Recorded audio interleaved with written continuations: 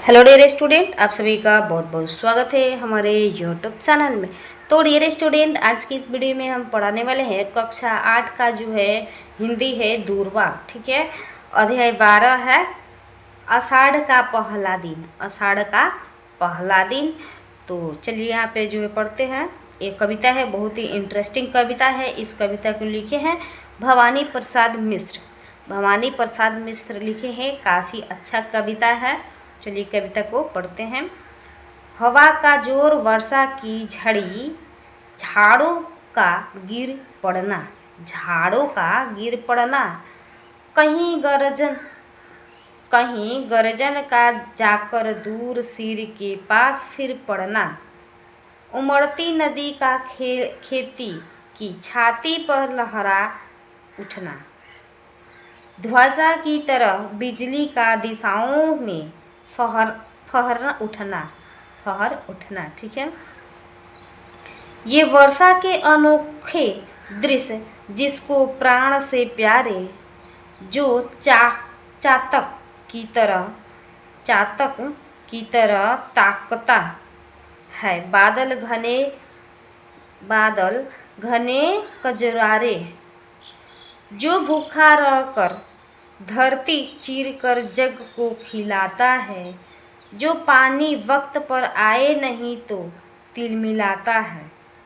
अगर आषाढ़ के पहले दिवस के प्रथम इस क्षण में वही जलधर अधिक आता है कालिदास के मन में, तो मुझको क्षमा कर देना। ठीक है, कालिदास से मन में, तो मुझको क्षमा कर देना। ठीक है, ये कविता है। चलिए इसका जो है यहाँ पे कह रहा है शब्दार्थ। ठीक है, शब्दार्थ भी आपको इसमें पढ़ना है। जोर यानी कि तेजी। ठीक है, झड़ी मीन्स हल्की किंतु लगातार वर्षा। झाड़ कंटीले पौधों का समूह। गर्जन बादलों की गड़गड़ाहट। ध्वजा यानी कि झंडा। फहराना यानी कि हवा में लहराना। ताकना यानी कि देखना। कजरारे यानी कि काजल जैसे काले। तिल मिलाना यानी कि बेचैन होना। क्षण यानी पल।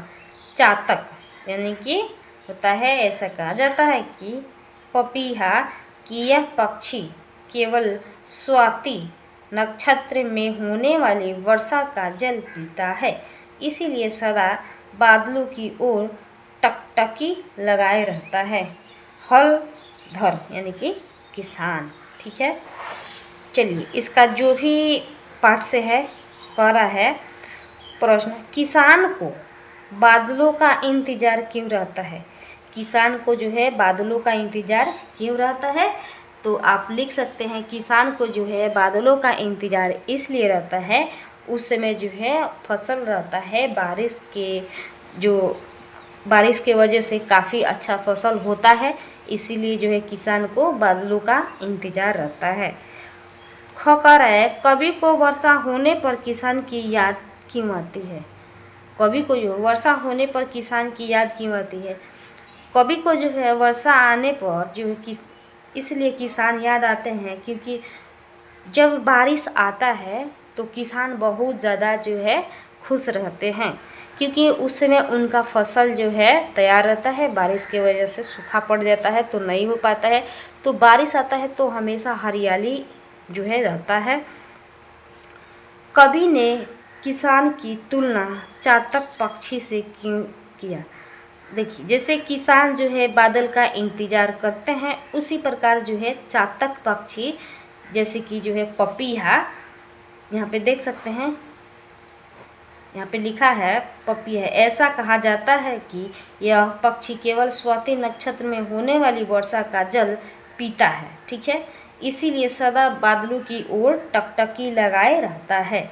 इसी प्रकार जो है किसान जो है बादल का इंतजार करते रहता है वर्षा का। ठीक है, इसी प्रकार आप लोग सजा वजा कर लिख लीजिएगा। चलिए फिर मिलते हैं अगली वीडियो में।